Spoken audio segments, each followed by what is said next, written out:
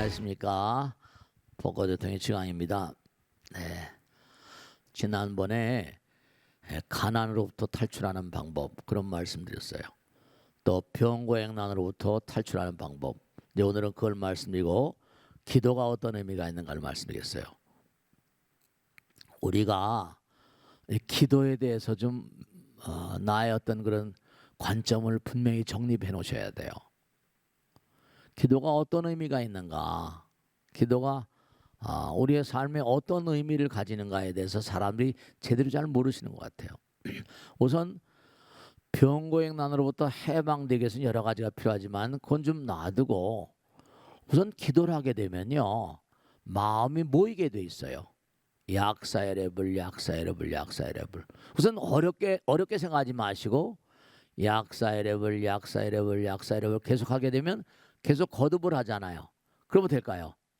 흩어졌던 마음들, 산란한 마음들이 정제가 되고 정화가 되고 하나가 돼요. 다만 뭐냐, 끊임없이 이렇게 계속해 나가셔야 되거든요. 근데 문제는 뭐냐면 마음이 한결같이 되기가 쉽지 않은 것이, 평상시에 여러분들이 마음을 너무 흩어놓고 중심을 잡지 못. 너 왜 이렇게 중심이 없냐 이런 얘기를 많이 해요. 마음이 중심을 잡지 못하는 이유는 중심이란 하나잖아요. 센터잖아요. 마음이 중심을 잡아야지 흔들리지 않죠. 센터가 되니까. 근데 이렇게 이것도 하고 싶고 저것도 하고 이것도 가지고 저것도 가지고 어디 가서 뭘 살 때요, 뭐 물건을 살 때도 이것도 들어오고 저것도 들어오고 다 그러잖아요. 금방 뭔가 이게 잘 정리가 안 돼요. 이 얘기를 들으면 이것 같기도 하고 저 얘기를 들으면 또 저거 같기도 하고 또 누구 얘기를 들으면 그거 같기도 하고, 결정했다가도 또 뭐라 오늘 저녁 결정했다 내일 아침도 다 바뀌어요. 이게 뭐냐면 투철한 관점이, 부처님 공부를 하거나 불교를 공부하거나 하면 어떤 관점이 투철해야 되는데 들을 때마다 바뀐단 말이에요. 그럼 들을 때마다 바뀔 때마다 몸에 물질이 다른 게 나와요. 몸 가운데도 생각이 다르면 생각이 곧 물질이거든요.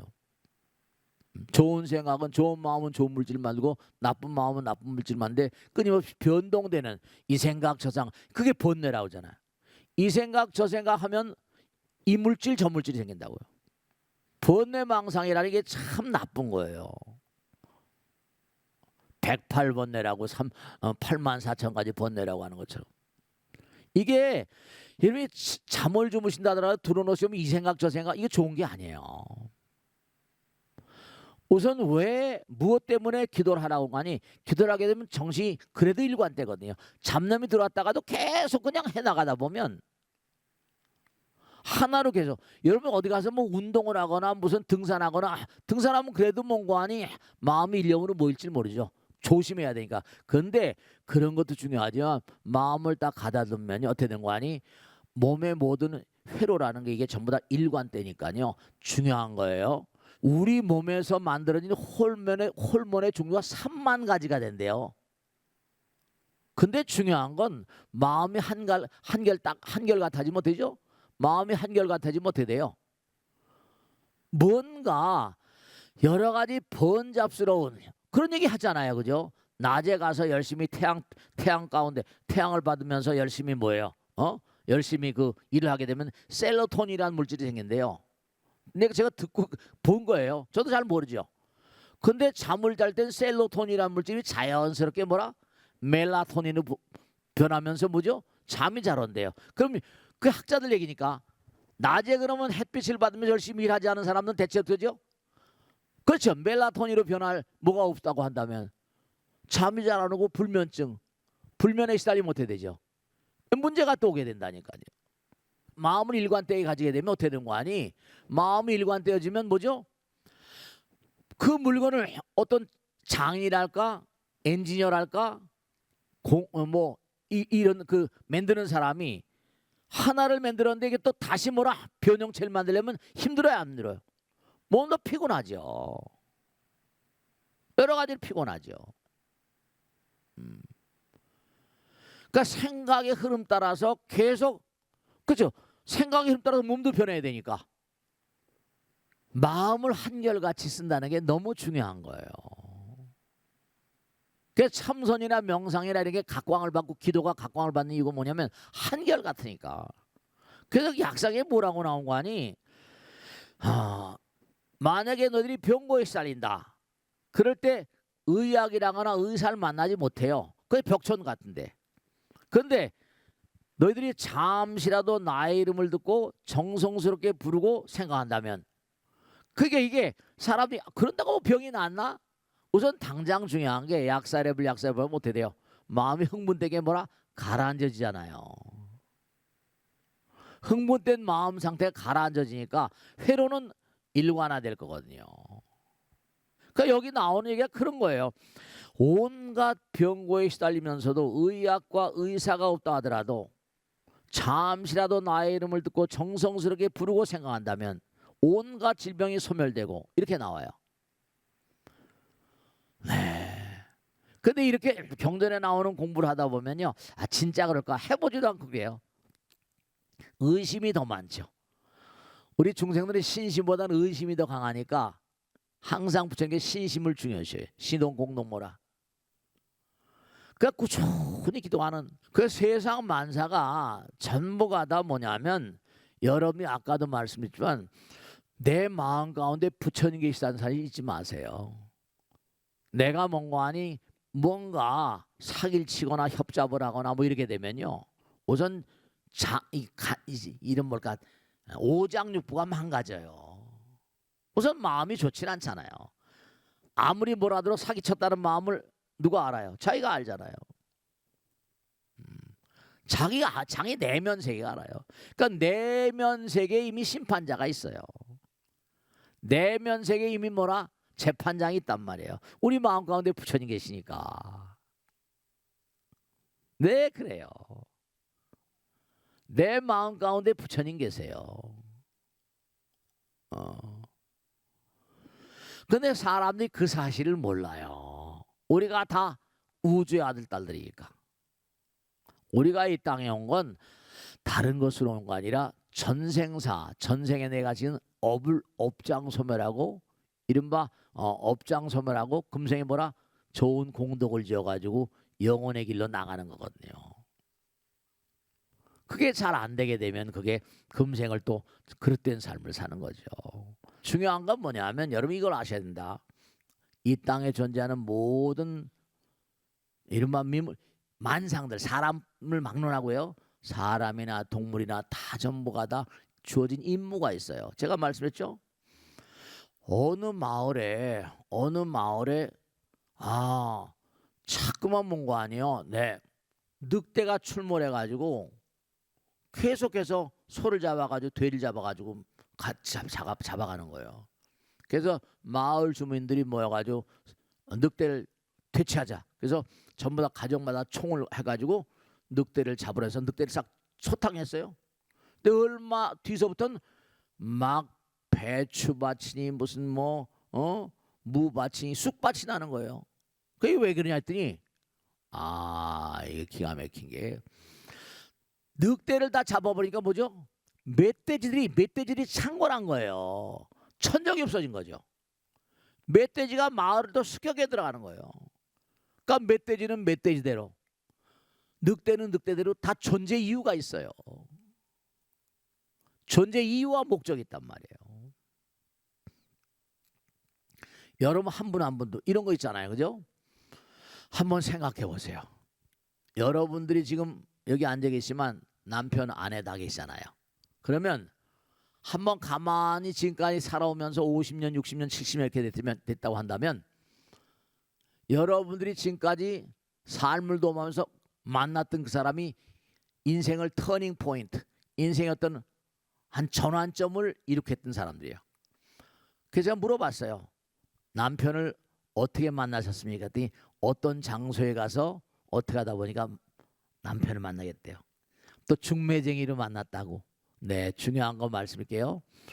여러분의 인생의 전환점을 기록한 어떤 사람은 누구나가 다 어떤 중매쟁이가 있습니다. 인연 따라 만나는 거예요. 누가 데려왔잖아요.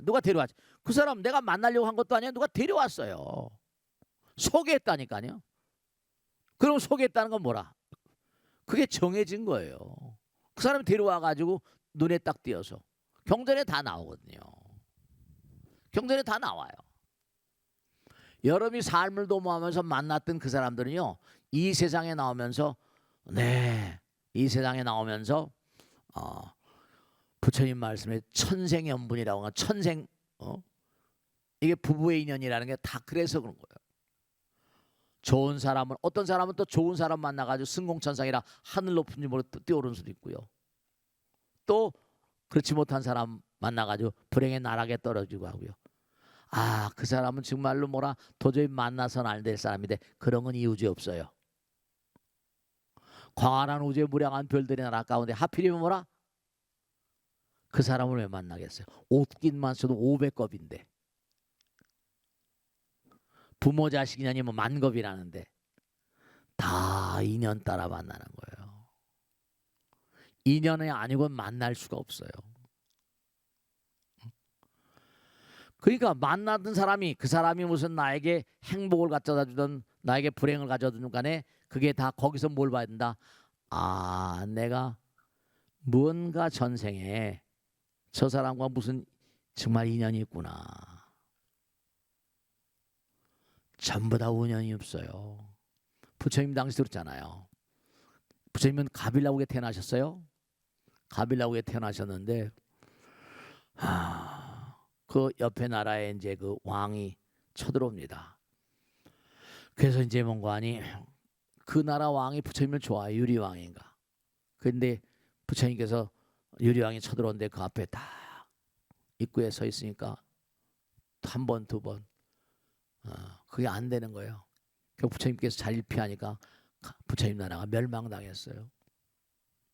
그러면서 과거 생에 가빌라국이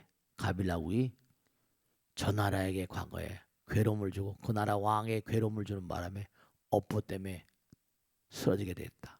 다 그래요. 이 우주가 전부가 다 망하고 망하지 아니하게 전부가 다 그렇게 하는 거예요. 네. 그러니까 우리가 자꾸만 생각의 어떤 변화 따라서 우리의 몸이 출렁되고 마음이 출렁되고 세상이 나의 주변의 환경이 출렁돼요. 또 그 다음에 나라의 어떤 그런 운명 같은 게 우리에게 또 영향력을 행사하고.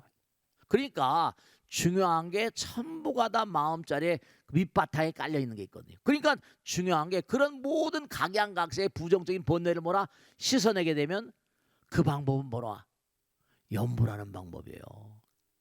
참선 화두를 잡고 있는데 화두는 이게 화두 잡고 가거나 명상 참선하거나 이러는데 그보다 이제 어떻게 보면 연불하는 게 계속 약사랩을 하면 그게 그만큼 쉽잖아요. 집중하게 되고 집중은 센터거든요. 마음이 하나로 부처님 마음과 하나가 되는 거예요. 그만큼 내 몸의 모든 호르몬들이 일관화되고 몸의 세포들이 정화되는 거죠. 정제되고. 그러니까 여기 나오는 게 그런 거예요. 온갖 병고에 시달리면서도 의학과 의사가 없다 하더라도 잠시라도 나의 이름을 듣고 정성스럽게 부르고 생각한다면 온갖 질병이 소멸되고 권석이 번창하며 아까 부자 되는 거죠. 권석이 번창하며 재물이 흡족하여 몸과 마음이 안락하고 마침내 보리를 성취하게 된다. 그러니까 이거 그냥 읽어버리면 그냥 고만이에요. 근데 하나하나 뜯어보면 이 안에 진리가 들어있다니까요. 하나하나 전부 다 진리가 들어있어요. 그러니까 오늘 나온 대로 뭐냐면 정말로 부자 여기 나오잖아요. 부처님 말씀대로 정말로 정성스럽게 부르고 생각한다면 온갖 질병이 소멸되고 권석이 번창하며 모든 재물이 흡족하여 몸과 마음이 안락하고 이 7대원이에요. 오늘 7대원이 중요하기 때문에 항상 말씀 건데 그래서 여러분 뭔가니 풍요로운 마음으로 풍요로운 어떤 삶을 살려면 마음이 부자가 돼요. 그러니까 옛날 어르신들이 유명한 얘기 했잖아요. 너 인마 부자가 되려면 마음 볼 똑바로 해서 부자는 돈이죠. 이게 연결시키는 거예요. 부자가 되려면 마음 볼 똑바로 써요. 부자가 되려면 마음과 우리 선조들은 그걸 알았어요. 마음과 재물이 하나다 이런 뜻이에요. 막 부자들 마음불 똑바로 써 임마. 우리 선조들은 지혜로운 측면이 있어가지고 지혜로워서 다 연결되는 세계가 있었다는 거예요. 그래서 정말 중요한 거예요. 마지막으로 말씀드릴게요. 뭐냐면 될성 부른 나무는 뭐라? 떡잎부터 알아본다 이런 얘기 했잖아요. 그죠? 여러분들이 이렇게 매일매일 매순간 매순간 살아가는 양상이요.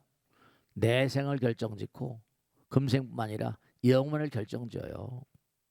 그래서 제가 꼭 당부드리겠는데 부처님 말씀을 공부하고 실천하란 말이에요. 네, 그래요. 저도 맨발 걷기 하고 막 근데 계속 약사 이름을 기도하고 막 그러잖아요.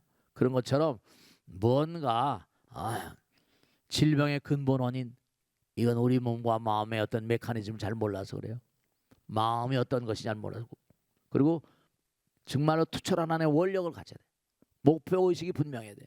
원력을 갖고 그 다음에 뭔가 하니 네 기도라는 게 모든 만사의 기본 패턴이다. 자 오늘 여기서 마치겠습니다. 대단히 감사합니다. 고맙습니다. 네 7대 0까지 했어요. 네.